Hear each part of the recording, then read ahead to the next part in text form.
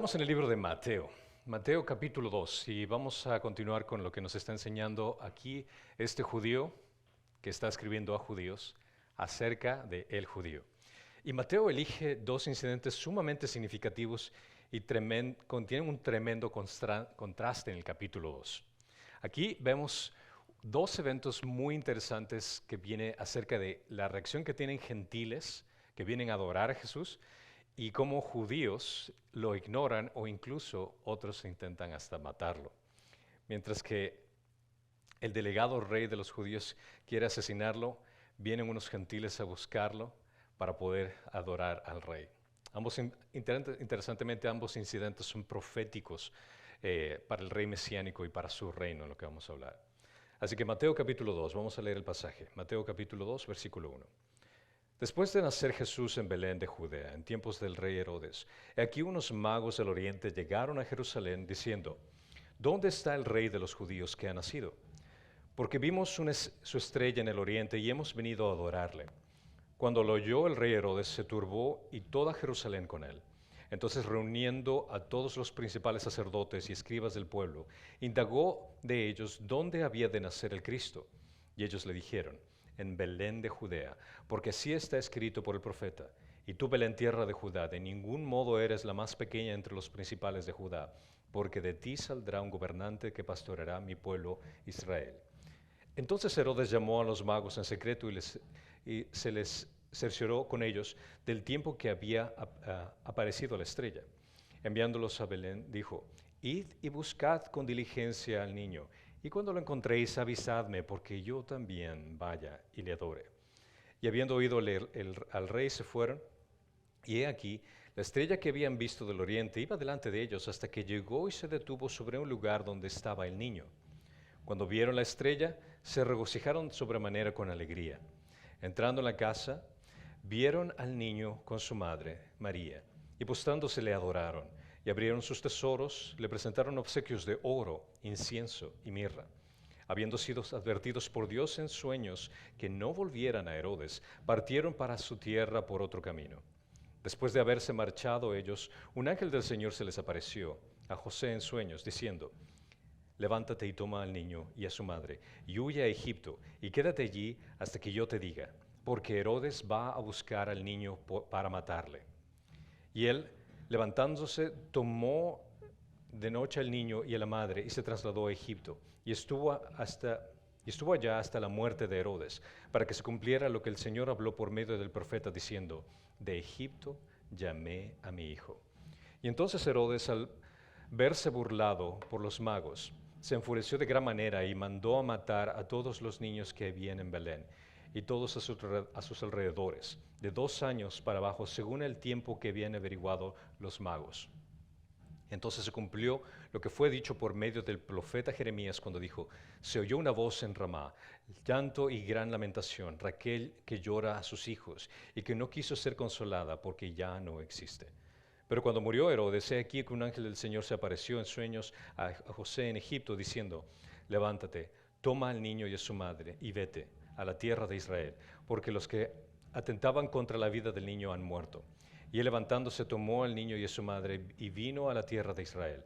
Pero cuando oyó en Arquealo reinaba sobre Judea en lugar de su padre Herodes, tuvo miedo de estar allí, y advertido por Dios en sueños, partió para la región de Galilea, y llegó y habitó en la ciudad llamada Nazaret, para que se cumpliera lo que fue dicho por medio de los profetas: será llamado Nazareno.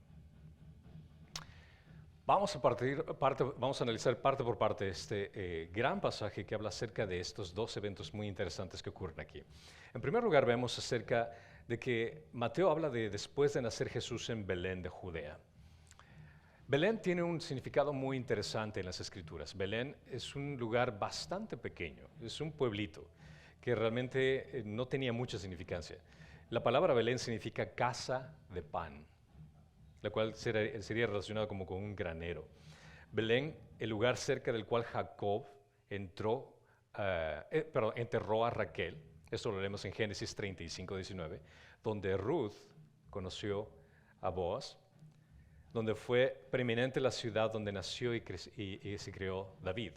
Entonces, Belén Realmente fue un lugar histórico para judíos muy interesante para ellos. Es casi seguro que el nacimiento de Jesús no ocurrió el 25 de diciembre, como nosotros entendemos.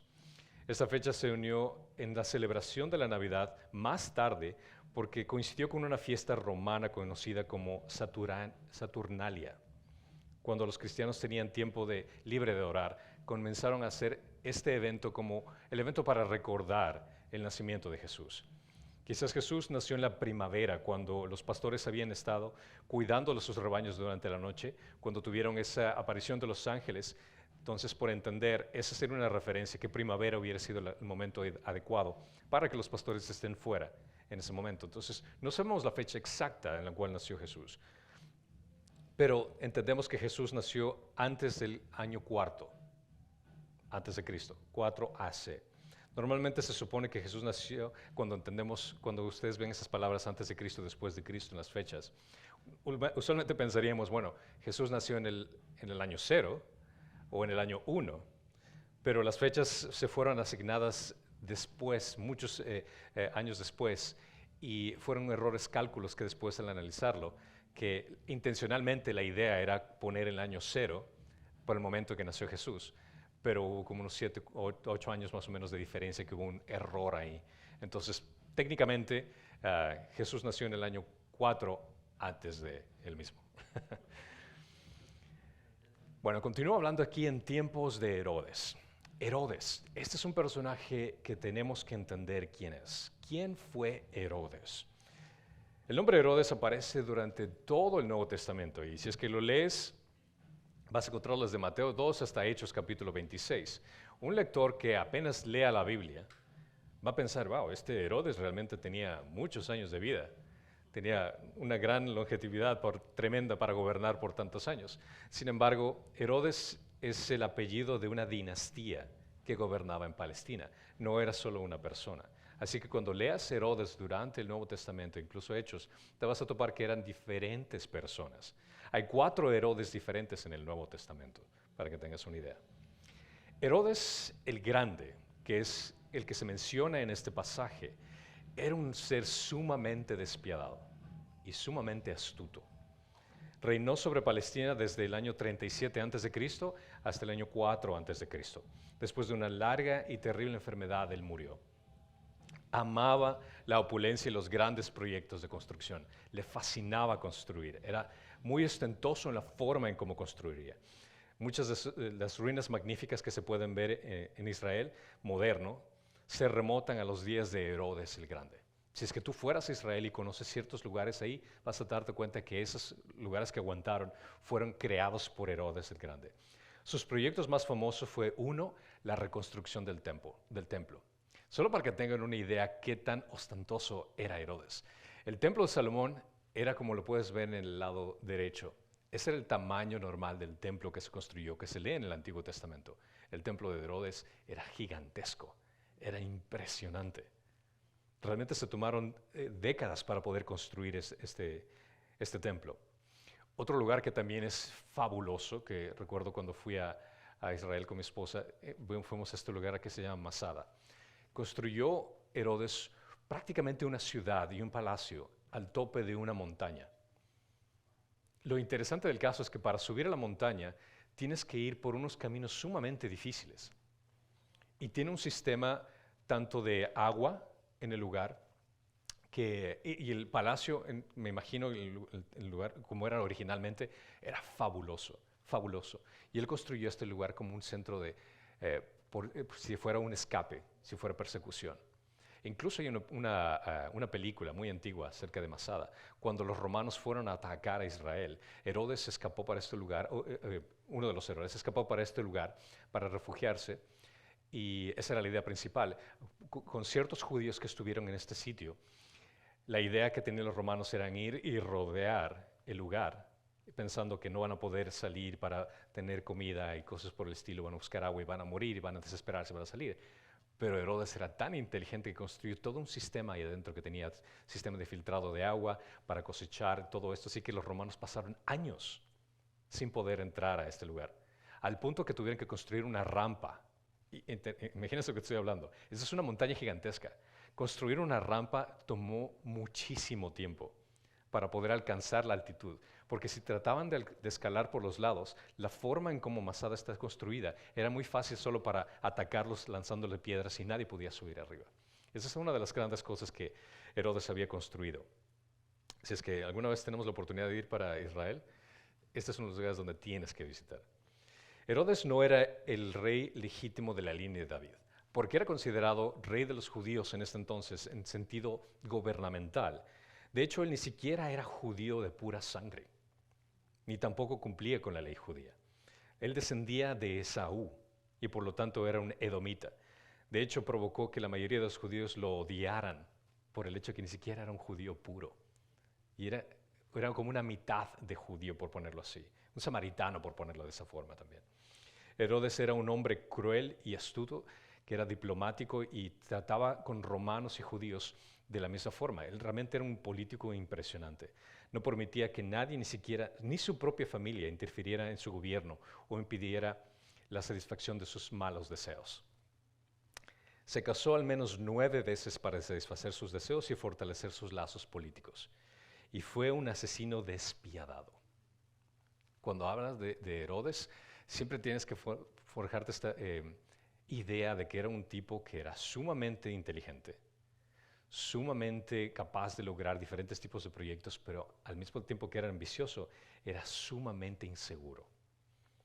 Él hizo matar a su esposa favorita, en un ataque de ira de celos. Luego se lamentó y ella resultó ser inocente del crimen que se le había acusado.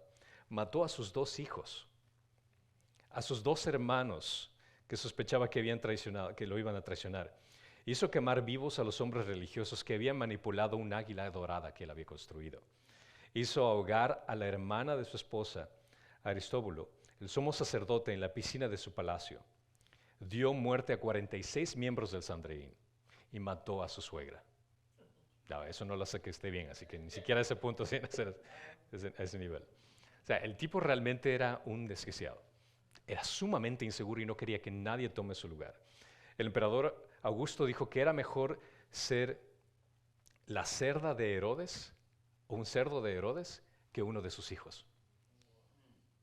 Imagínate, porque una cerda tenía más posibilidades de sobrevivir que ser parte de la familia de Herodes. Herodes dispuso por cientos de líderes judíos que fueran ejecutados el día de su muerte, porque sabía que la gente lo odiaba a ese nivel y sabía que no iban a lamentarse su muerte, sino al contrario, se iban a alegrar por su muerte. Entonces él dispuso que cuando él muera, cientos de líderes iban a morir junto con él. Esa era la única forma que iba a haber lamento en el día que muera Herodes. Y la forma en que la gente iba a poder llorar el momento que él muera. A lo largo de la historia y el registro de las escrituras vemos que la familia de Herodes sigue los mismos pasos de Herodes el Grande. No fueron buenos gobernantes en el sentido de fieles, piadosos, sino al contrario. Uno tras otro venía más o menos de la misma categoría, del mismo estilo. Continuando el versículo Mateo 2:1. He aquí unos magos del oriente llegaron a Jerusalén. ¿Qué dice la Biblia acerca de los 3 reyes magos, que usualmente se conoce tradicionalmente como los 3 reyes magos?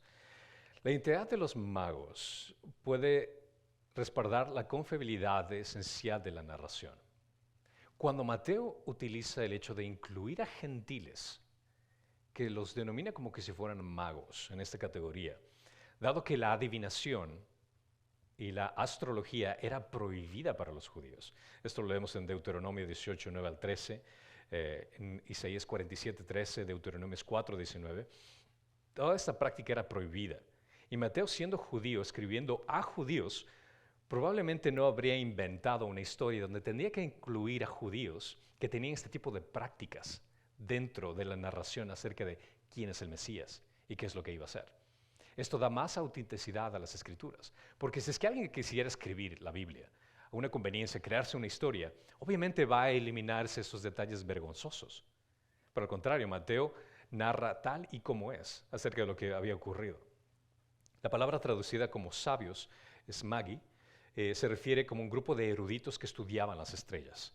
Sin embargo, su presencia en el registro bíblico no es un respaldo para la astrología o la divinidad. O sea, esto no es como decir, bueno, aquí había magos, en la Biblia menciona esto, por lo tanto leer el horóscopo o estudiar las estrellas va a ser algo que tenga que hacer, ¿verdad?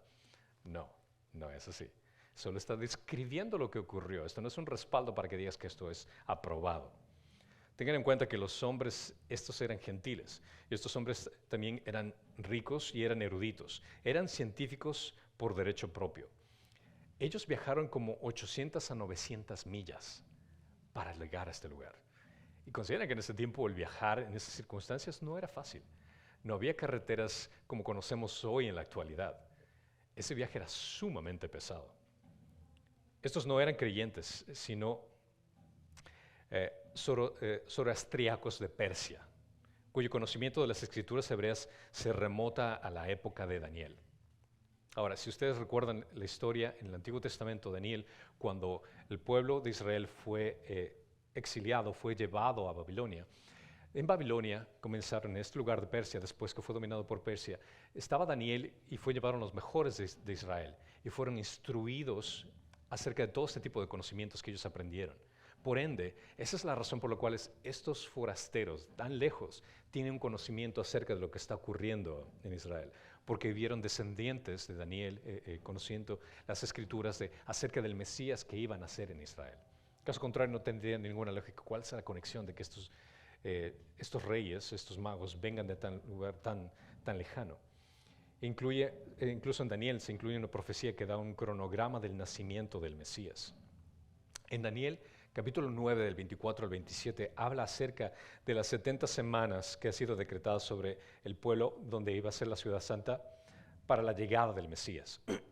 Si quieren tomar en detalle, leen esos pasajes y habla acerca de los eventos que llegan, que se suscitan para la llegada del Mesías. Por ende, entonces, estas personas que vivían en Persia conocían acerca de lo que había ocurrido en Babilonia porque habían llegado unas personas de Israel que fueron exiliadas a este lugar que obtuvieron esa información.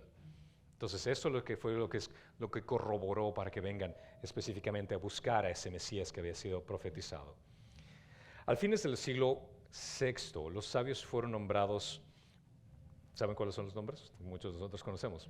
Melchor, Gaspar y Baltasar. Ahora, Mateo no da los nombres.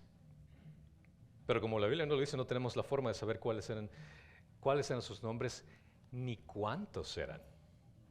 Se asume que eran 3.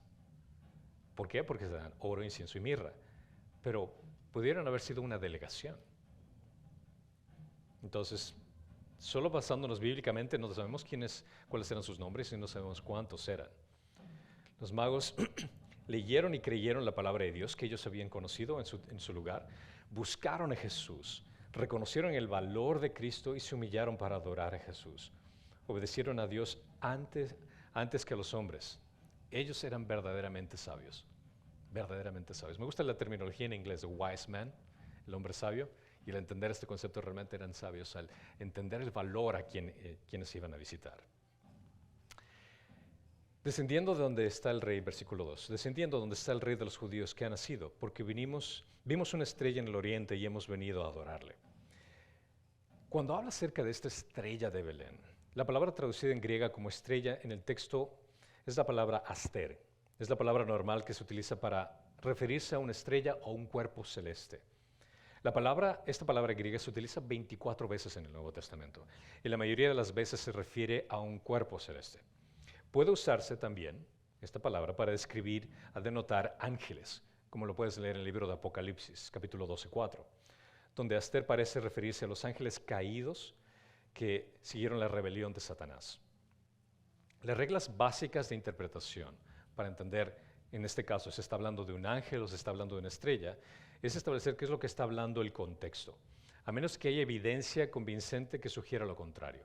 Entonces, en este caso, la estrella de Belén debería considerarse como un cuerpo celeste, nada más. Sin embargo, hay evidencias que sugieren que la estrella de Belén no fue un fenómeno estelar natural, sino algo no explicado por la ciencia. Entonces, es más probable que sea una realidad sobrenatural de un evento, de una estrella que Dios de alguna forma hizo que se aparezca en este lugar, a más que haya sido un ángel o alguna referencia. Nuevamente, el contexto siempre nos da el detalle de lo que se trata. O podría ser como, porque muchas veces hacemos la conexión como la gloria del Shekinah que vemos en el Antiguo Testamento cuando Israel fue sacado de Egipto y como Dios incluso presentó su gloria a Moisés. Y entendemos todas esas imágenes sobrenaturales. Pero aquí en este caso habla solamente de un evento como de un cuerpo celeste real nada más. Versículo 3. Cuando lo oyó el rey Herodes, se turbó y toda Jerusalén con él. Nuevamente, no sabemos cuántos reyes magos vinieron, pero cuando una de las razones por la cual Jerusalén se haya turbado, se haya asombrado de lo que está ocurriendo, es tal vez porque la caravana que llegó haya sido una gran caravana, es un grupo de personas sumamente impresionante, como decir, ¿y estos qué hacen aquí? ¿Quiénes son? Esta gente tan importante que viene a buscar al rey, que no es Herodes, ¿de qué se trata? O tal vez la perturbación de toda Jerusalén pudo haber sido no porque la mayoría de gente se hubiera lamentado de que rey ya no iba a ser el Herodes y que va a haber un nuevo rey, sino porque es lo que va a hacer Herodes. ¿Cuál va a ser su reacción por este tipo de eventos que se está dando? Herodes ya no era anciano, él ya había reinado por 35 años, en su reinado estaba 35 años. Y este rey que estaban diciendo, ¿dónde está este rey? Realmente parece entonces era un bebé, no iba a hacer nada considerable durante muchos años. Sin embargo, Herodes estaba celoso de este anunciamiento de este nuevo rey. Versículo 4. Entonces, reuniendo a todos los principales sacerdotes y escribas del pueblo, indagó de ellos dónde había de nacer el Cristo. Cuando se está hablando de principales sacerdotes y escribas del pueblo, estos son los fariseos, los escribas, los cuales eran amantes de la ley. Ellos eran celosos de cuidar la ley. Me refiero, por decir, los abogados de ese entonces, de transcribir la palabra de Dios literalmente tal y como era. Se regían al pie de la letra, supuestamente, lo que decía la palabra de Dios, lo que tenía que hacer el pueblo. Aunque muchas veces ellos no daban con ejemplo ese tipo de enseñanza. Se caracterizaban por ser los eruditos de la época, de enseñar a todos. Entonces Herodes va a estos abogados conocedores de la ley a explicar, y ellos buscan en las escrituras dónde había que nacer. Ellos le respondieron, en versículo 5, en Belén de Judea, porque así está escrito por el profeta, y tú, Belén, tierra de Judá, de ningún modo eres la más pequeña entre los principales de Judá, porque de ti saldrá un gobernante que pastoreará a mi pueblo Israel. Estos sacerdotes conocían las Escrituras y señalaron a otros al Salvador, pero ellos no fueron a adorarla. ¡Qué ironía! Los judíos que sabían del Mesías tenían las Escrituras todo el tiempo. Se predicaba constantemente en las sinagogas acerca de la llegada del Mesías. Y vienen un grupo de extraños que dicen, queremos saber dónde va a estar este rey, que sabemos porque una estrella nos ha anunciado. Y ellos abren y ven, va a estar en Belén. Ahí nos cuenta cómo les fue. ¿Qué les parece? O sea, ¿cómo es posible que después de toda esa información y que tengan la información y sabe dónde va a ir, digan, nos adelantamos, vamos a ir con ustedes o algo por el estilo? Pero no. Ellos lo únicamente que hicieron fue apuntar a otros donde tenía que ir. Citaron las Escrituras, pero no la obedecieron. Estaban a 5 millas del mismo Hijo de Dios, pero no fueron a verlo. Los gentiles lo buscaron y encontraron al Mesías, pero los judíos no. Cuando habla aquí en el sentido de gobernante, en el versículo, la palabra griega de gobernante invoca la imagen de un liderazgo fuerte. Pero Mateo utiliza 2 palabras aquí, que también dice gobernante que pastoreará. Al utilizar la palabra gobernante, se refiere al hecho de un liderazgo de autoridad. Pero pastor, en ese entonces no era considerado como algo elegante. El decir que tú trabajas como pastor, como eres pastoreando ovejas, no era realmente algo atractivo. Entonces, al utilizar ese contraste, enfatiza el cuidado tierno dentro de ser gobernante. El gobierno de Cristo involucra ambos. La grandeza de Belén consiste únicamente en el lugar del nacimiento del gran líder. Y esto no es tan claro para Miqueas como lo es para Mateo. Porque aquí hace una referencia de Miqueas en capítulo 5, versículo 2, que dice, pero tú, Belén, Efrata, aunque eres pequeña entre la familia de Judá, de ti saldrá el que ha de ser gobernante en Israel. y sus orígenes son de tiempos antiguos, desde los días de eternidad. Entonces, Miqueas, este profeta, hace acerca esa referencia mesiánica, acerca de ese que va a ser gobernante en Israel. David no fue profetizado para su reinado. Él fue elegido y ungido para su reinado. Aquí está hablando específica y exclusivamente acerca de este gobernante que saldrá a ser gobernante en Israel. Entonces sí, aquí hay una gran diferencia en ese punto. Versículo 7 dice, entonces Herodes llamó a los magos en secreto y se cercioró con ellos el tiempo en que había aparecido la estrella.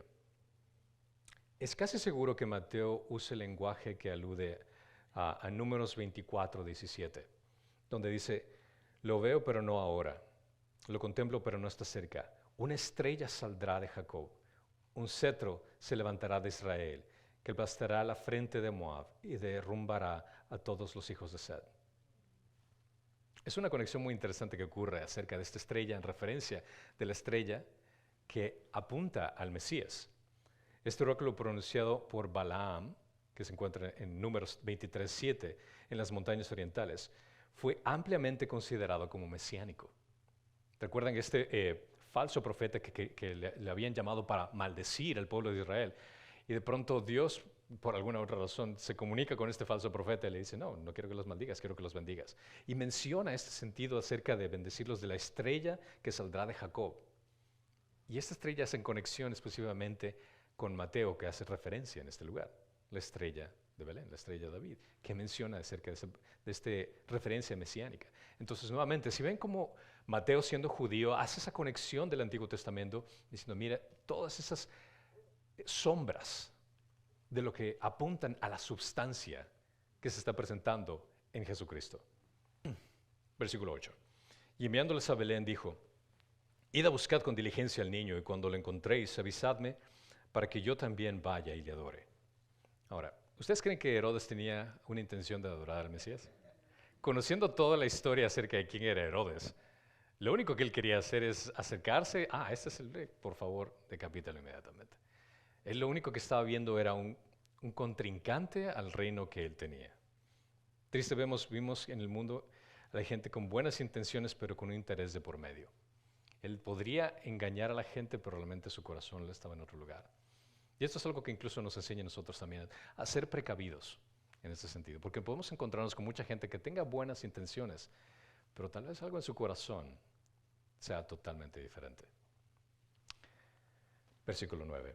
Y habiendo oído al rey, se fueron, y he aquí la estrella que había visto en el oriente iba delante de ellos, hasta que llegó y se detuvo sobre el lugar que estaba el niño.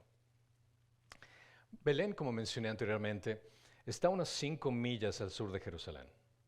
Ahora, el caminar desde Jerusalén a Belén, en la actualidad, viendo un mapa actual, sería como 1 hora 46 minutos.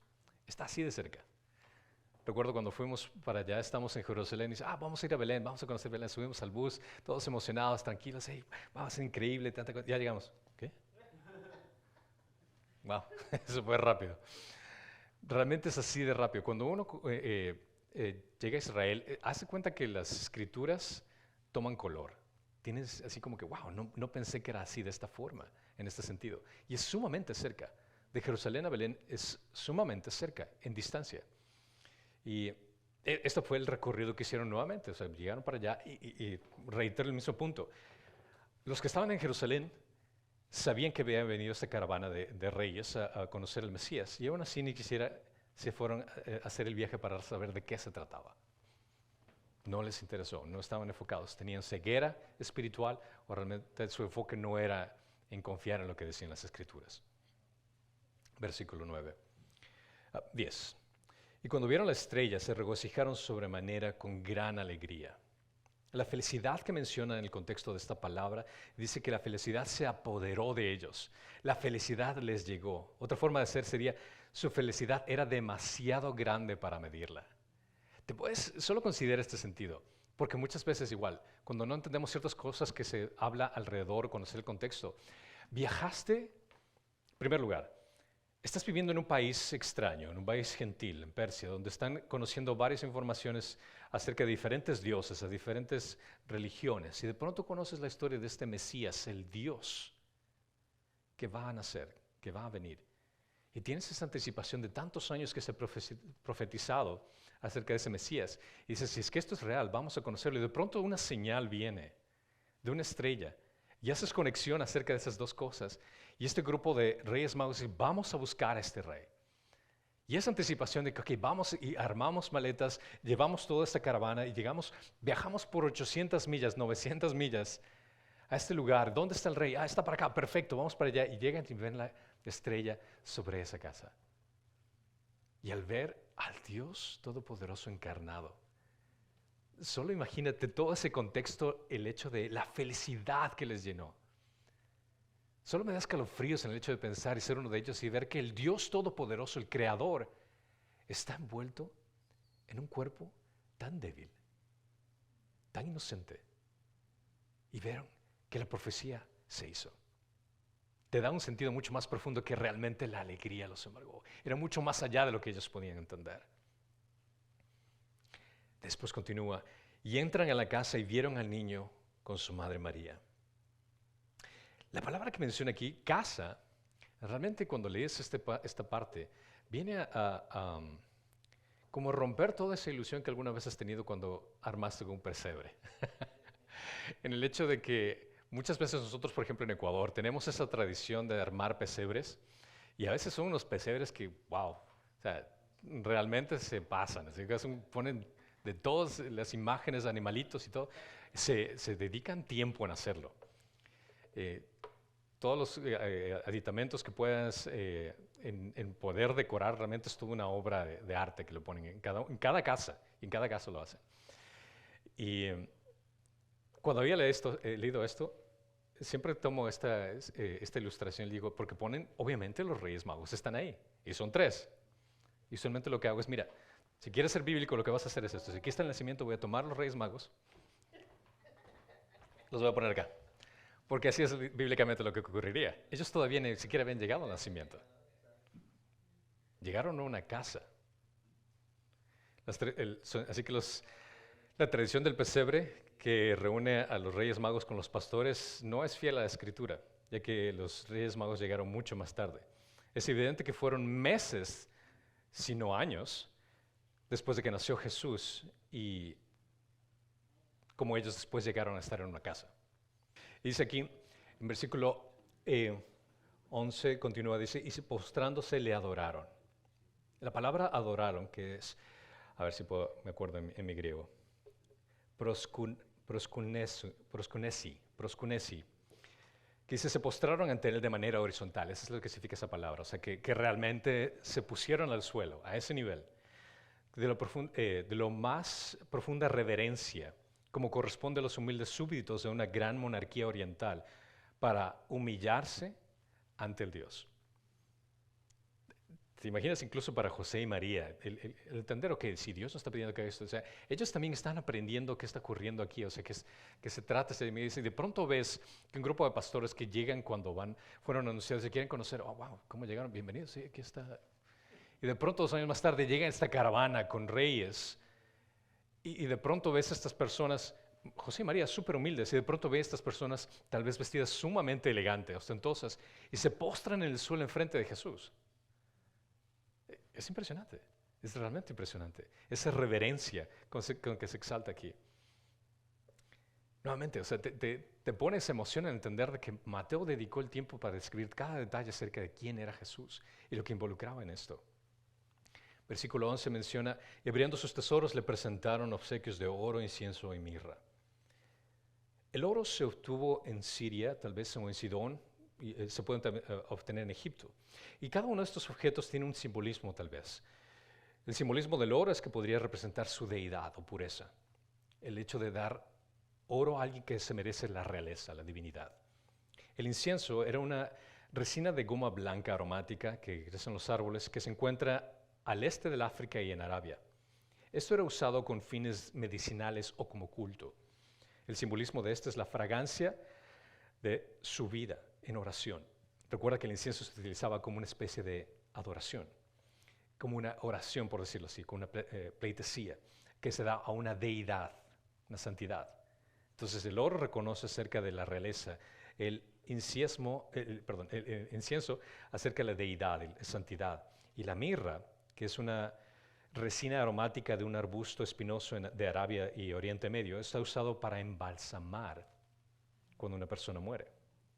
Todos estos eran artículos de lujo y muy deseables. Mateo parece considerar la adoración de los magos como una profecía del futuro de este bebé, de este niño en este entonces. El rey de los judíos era grande en el mundo gentil. Los gentiles reconocieron esto, reconocieron que era un rey, reconocieron su divinidad y proféticamente lo que iba a ocurrir con él. Incluso Mateo, al enfatizar acerca de cómo los gentiles vinieron a adorar a Dios, si ustedes leen Mateo en el último capítulo, cuando dice ir a todo el mundo, a pesar de que Mateo está escribiendo a judíos, hace un énfasis acerca de que los gentiles tomaron un papel muy importante dentro de la vida de Jesús. Gentiles vinieron a adorarlo y al final Mateo dice, vayan al mundo. ¿Qué significaría los gentiles? A predicar. Versículo 12. Y habiendo sido advertidos por Dios en sueños, no volvieron a Herodes, sino partieron por su tierra por otro camino. Con la finalización de la Biblia, Dios no tiene que usar sueños y visiones tanto para nosotros, porque aquí ellos recibieron esta advertencia por medio de sueños. Cuando leemos esto, nuevamente, es muy importante entender la diferencia entre descripción y prescripción. Descripción significa que tú estás leyendo algo en el texto que describe lo que ocurrió.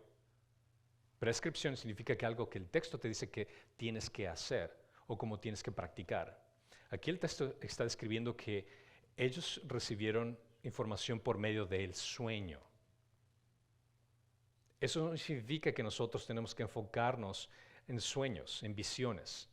Eso no quiere decir que ahora tenemos que estudiar cómo interpretar sueños. No. Si queremos realmente entender qué es lo que Dios quiere para nuestra vida, ¿a dónde vamos? A la Biblia. Es lo único que necesitamos. No necesitamos interpretar sueños, no necesitamos estudiar cosas esotéricas en ese sentido. Todo lo que Dios tiene que decirnos se encuentra en la palabra de Dios. No es que Dios no pueda comunicarse de sueños el día de hoy. De que Dios puede comunicarse en sueños, puede hacerlo. Él puede hacer lo que quiera. Dios puede comunicarse con nosotros como Él quiera. Pero cuando tenemos que tomar una decisión, nuestra primera parada siempre tiene que ser las Escrituras.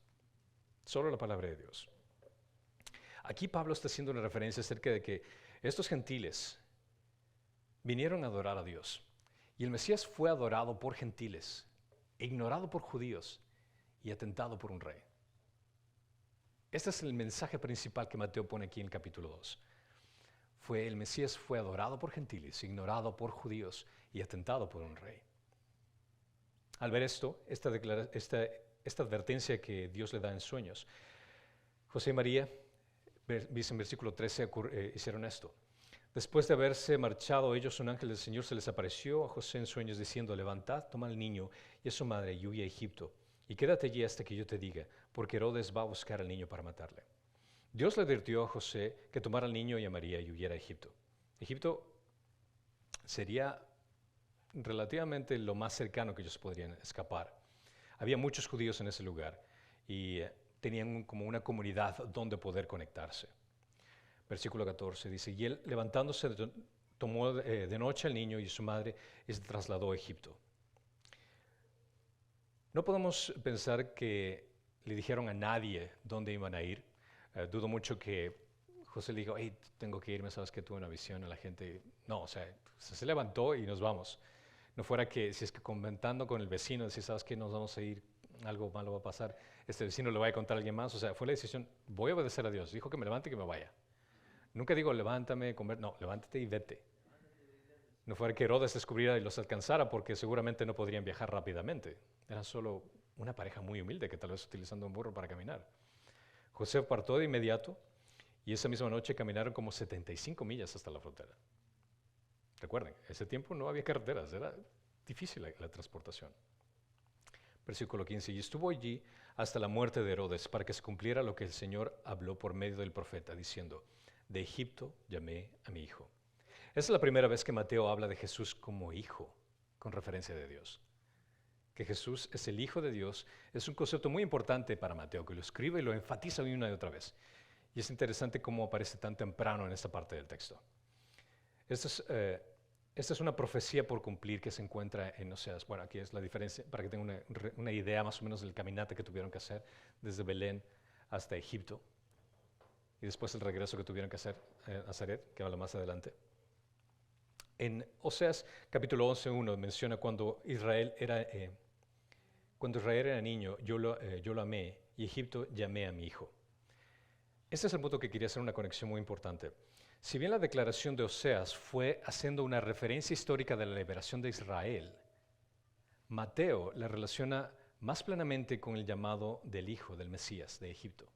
Es decir, cuando Oseas escribe esto, Oseas está pensando en Israel. Pero cuando Mateo hace referencia, Mateo está haciendo una interpretación del texto del Antiguo Testamento basado en lo que el Espíritu Santo le revela que escribió Oseas. Entonces, Oseas en mente pudo haber estado pensando, solo estoy hablando acerca de Israel. Pero Mateo sabía que el Espíritu Santo no, yo le hice escribir eso no en referencia a Israel, sino en referencia en conexión al Mesías. Hay una gran diferencia en el hecho de que yo quisiera interpretar el texto de acuerdo a lo que yo quisiera, a cómo Mateo, por medio del Espíritu Santo, utiliza algo que el mismo Espíritu Santo había interpretado con Oseas para describir un tema mesiánico. Entonces, ahí existe una gran diferencia en el hecho de que nosotros queramos interpretar las Escrituras a nuestro estilo, a como Mateo, siendo un apóstol, por medio del Espíritu Santo, ha interpretado las Escrituras en este tiempo. Si Oseas hubiera podido ver el uso que utilizó Mateo acerca de este pasaje, él no habría desprobado incluso los matices mesiánicos, no estuvieran en mente cuando él escribió. Y él hubiera leído, Mateo, ¿tú usaste esta forma? Buen punto. Yo lo escribí pensando en esto, pero ahora que tú me haces caer en cuenta, realmente fue para algo mucho. El Espíritu Santo me inspiró para escribir pero ahora caigo en cuenta que era para algo mucho más que yo podía entender. Entonces, Oseas no estaría en desacuerdo con esto. En ese sentido, como Mateo aumentó las palabras de Oseas en un evento más significativo, el regreso del Mesías de Egipto, se cumplieron. Los escritores del Nuevo Testamento insisten que el Antiguo Testamento puede interpretarse correctamente solo si la revelación se mantiene en perspectiva a medida que se desarrolla históricamente, que apunta al Mesías. Todo lo que se interpreta del Nuevo Testamento que se utiliza del Antiguo Testamento tiene una función específica para el Mesías. Esa era la razón. Los escritores del Antiguo Testamento extrajeron las lecciones de la historia de la salvación por medio de pasajes del Antiguo Testamento y que se cumplieron en el Nuevo Testamento. Mateo 13:35 dice, para que se cumplieran lo dicho por medio del profeta, cuando dijo, abriré mi boca y en parábolas hablaré de cosas ocultas desde la fundación del mundo. Es decir, que desde el Antiguo Testamento hay muchas cosas que tal vez ellos, lo que escribían en el Antiguo Testamento, no sabían exactamente cuál era la profundidad de lo que estaban escribiendo, pero todo eso tenía un efecto que se revela en el Nuevo Testamento. Entonces Jesús viene a ser una especie de tipología de Israel. Lo que podría decirse como el Antiguo Israel podría en ocasiones tener una aplicación en Jesús. En otras palabras, el propósito divino que atraviesa todas las Escrituras es para apuntar a Cristo, al Mesías. Así como Dios sacó a Israel de Egipto para inaugurar su nuevo pacto, esa es la parte impresionante también. Recuerdan, cuando Dios sacó a su pueblo que estaba oprimido en Egipto, los llevó para recibir un nuevo pacto. Cuando Dios llama a Egipto para sacarlo de Egipto, establece un nuevo pacto. Los dos tienen una fotografía muy interesante. Bueno, después continúa en versículo 16. Entonces Herodes, al verse burlado por los magos, se enfureció de gran manera y mandó matar a todos los niños que habían en Belén y en todos sus alrededores. Como conocemos acerca de Herodes, no era de sorprenderse de que Herodes iba a reaccionar de esta forma, porque quería atacar a aquel que llevaba el título de rey de los judíos. Cuando hablamos acerca de la muerte de estos niños, nos imaginamos una masacre, pero también comprendan culturalmente dónde se encuentra. Probablemente, considerando que está matando niños, estamos hablando de una cantidad, entre hombres y mujeres, solo niños, Y considerando que era un pueblo pequeño, más sus alrededores, estamos hablando de un promedio de tal vez 15 a 20 niños que murieron. Ahora, uno de por sí es demasiado, pero esa es más o menos la cantidad de bebés que fueron los primeros mártires cristianos. Interesantemente, porque murieron por causa de Cristo. Fueron los primeros mártires cristianos. Muy pocas personas el día de hoy ven a Belén como un lugar de sepultura, porque piensan en lugar del nacimiento de Jesucristo. Y interesantemente el historiador Josefo es un historiador que no está conectado con la Biblia, pero un historiador que menciona acerca de relatos que ocurrieron en Israel. Él nunca mencionó acerca de esta situación que sucedió en Belén. Y esto no es de sorprenderse porque los historiadores seculares pasaban por alto las muertes de unos pocos niños hebreos, porque eran considerados insignificantes en contraste de lo que Herodes hacía a nivel masivo en la ciudad. Entonces lo que ocurría en un pueblito, realmente así como que no es nada en comparación de lo que está haciendo acá con su propia familia o con las personas que están a su alrededor, líderes a su alrededor. Entonces, así como que mate a alguien más, así como que una mancha más al leopardo, por decir. Por eso no lo mencionan en otros eventos históricos, de otras fuentes fuera de la Biblia. Herodes neciamente pensó en frustrar el propósito del cielo, pero Dios se burló de él, y se burló de él con menosprecio. El que se siente en los cielos se ríe, el Señor se burla de ellos, dice en Salmos 2:4. Aquellos que piensan que pueden ser más inteligentes que Dios, o superarlo, o ser más sabios que Dios, cuando Dios... Sí. Me gusta esta frase cuando dice, si quieres hacerle reír a Dios, cuéntale tus planes. 16, vea. Menciona de 2 años para abajo según el tiempo que había averiguado los magos. Quizás esta referencia, como mencionaste antes, es la referencia que es la edad que tenía más o menos Jesús en ese entonces, de 2 años para abajo.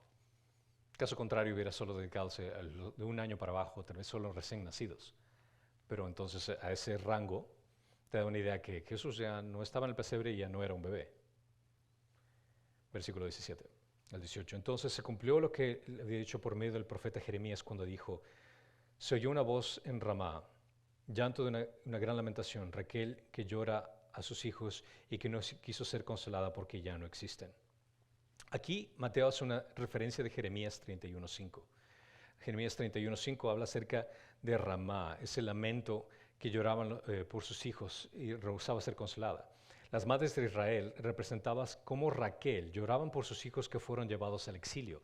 Esta es la razón por la cual escribe Jeremías. Raquel fue considerada como una figura matriarcal para la nación de Israel. Interesantemente, su tumba estaba cerca de Belén. Esto lo lees en Génesis 35:19. Entonces, Mateo vincula la profecía de Jeremías con la matanza de los inocentes y es un paralelo muy interesante en esta situación. Esa es la forma en cómo nuevamente viene a ser el énfasis que Mateo quiere dar, el hecho de que el Mesías fue adorado por los gentiles, ignorado por los judíos y atentado por un rey. Como por medio de esto es la muestra de cómo odiaba tanto Herodes para querer matarlo de esta forma. Versículo 19 al 20. Pero cuando murió Herodes, aquí un ángel del Señor se apareció en sueños a José en Egipto diciendo, levántate, toma al niño y a su madre y vete a la tierra de Israel, porque los que atentaban contra la vida del niño han muerto. Es posible notar un paralelo de Mateo 2:20 con Éxodo 4:19 en la llamada de Moisés. Cuando le pide en Éxodo 4:19, el Señor dijo a Moisés, Adán, ve, vuelve a Egipto, porque han muerto todos los hombres que buscaban de tu vida. Como hijo de Dios, Jesús estuvo en Egipto y fue llamado a ir a Israel. Moisés estaba fuera de Egipto, escondiéndose por su vida, y fue llamado a regresar a Egipto. Pero en ambos casos, el programa de redención, Dios estuvo involucrado.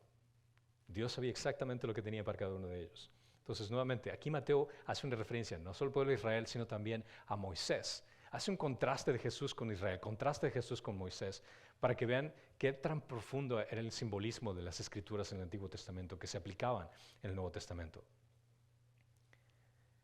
Vemos que Herodes murió en el año 4 antes de Cristo, lo cual significa que Jesús nació en algún momento entre el año 6 o 5 antes de Cristo. versículo 21. Y él, levantándose, tomó al niño y a su madre y vino a la tierra de Israel.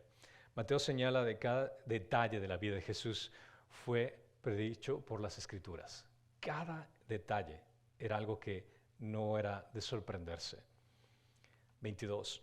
Cuando oyó que Arquelao reinaba sobre Judea en lugar de sus padres, Herodes, tuvo miedo de ir allá y, advertido por Dios, en sueños partió por la región de Galilea.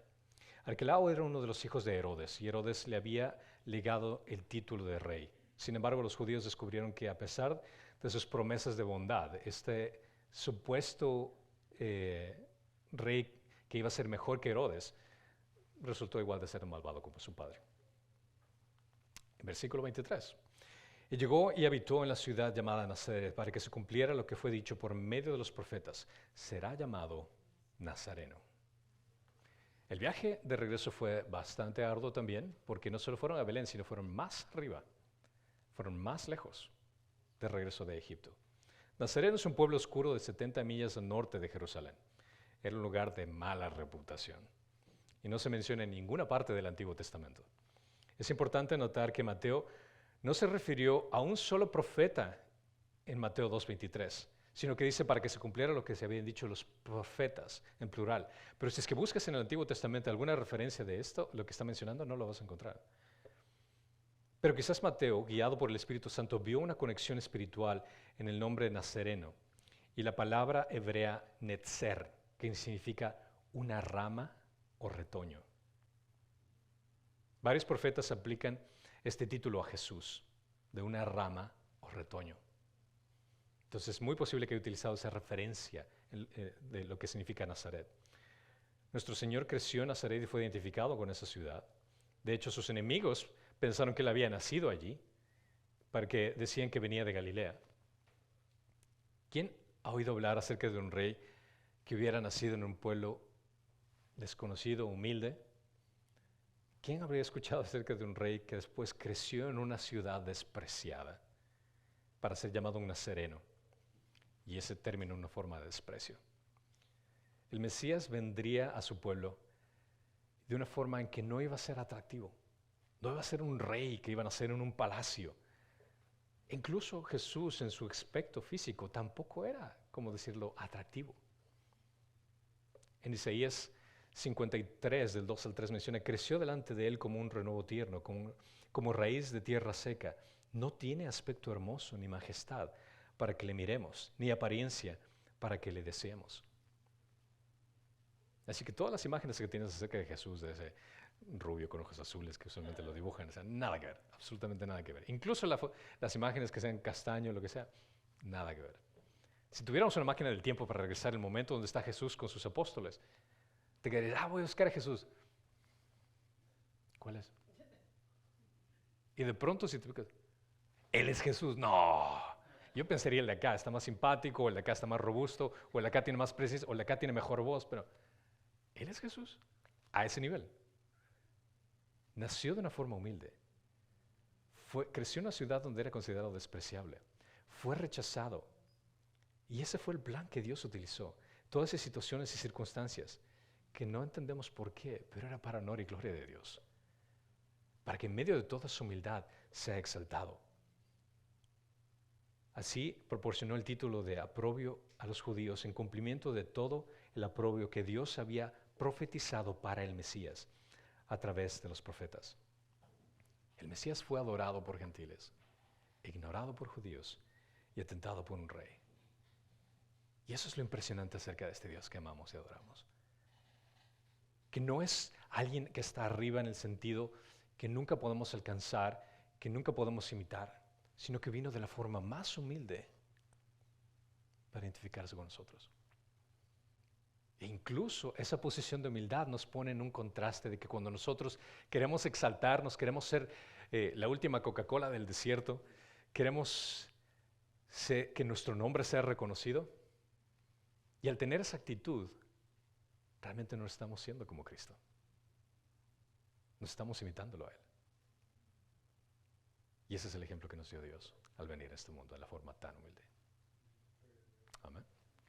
Gracias, Señor, te damos por tan maravilloso que es tu plan, mucho más allá de cualquier ideología humana o cualquier historia que cualquiera quisiera inventar. Realmente destruyes todo contraste de pensamiento de exaltación. Gracias por darnos ese ejemplo en cómo vivir siendo humildes y enfocar nuestra vida únicamente a ti, Señor Jesús. Bendícenos en esta semana poder desplegar esa humildad y ese amor a los demás y poder servirte de la mejor forma, para honor y gloria de tu nombre. En Cristo Jesús. Amén.